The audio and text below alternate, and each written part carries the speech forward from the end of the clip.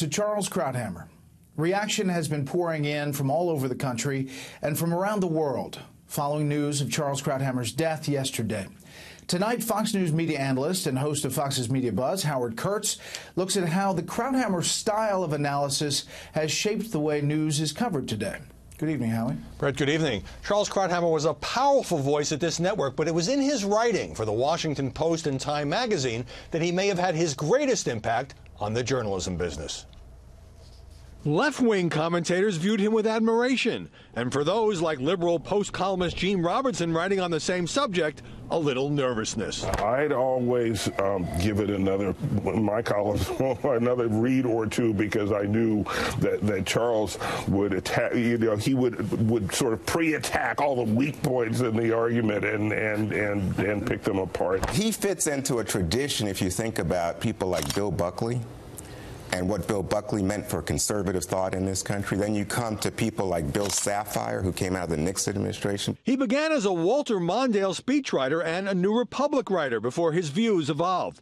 It was Krauthammer, the wordsmith, who coined the phrase Bush derangement syndrome for that president's fiercest critics, and Krauthammer who defined President Reagan's foreign policy. He invented the Reagan doctrine, not Reagan. It codified what a lot of sort of amorphous feelings that people on the right had.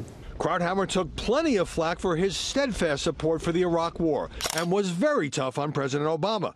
Yet he was equally comfortable taking swipes at Hillary Clinton. What she needs are lying lessons from her husband, who was one of the great liars of all time, could do it with a smile and charm. And at Donald Trump. Presidents don't talk like this. They never have.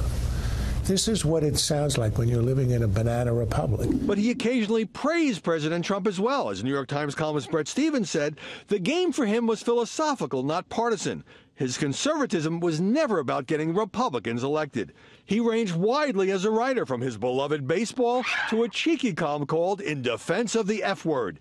He dictated his columns because he was unable to type, but rarely spoke of his disability. You're betraying your whole life if you don't say what you think, and you don't say it honestly and bluntly. Charles could be blunt, but he was never nasty, a marked contrast to today's angry, outraged, name-calling brand of punditry. He was trained as a medical doctor, but he used a scalpel, not a sledgehammer, to go after his targets. And in that sense, Brett, he lifted everyone's game. Yeah, he really did. He's missed. Howie, thank Indeed. you. Later tonight, 9 p.m. Eastern, a special hour-long presentation about Charles' life in his own words. Later this hour, we'll have a special all-star panel looking at Charles' life and legacy. Charles Krauthammer was 68.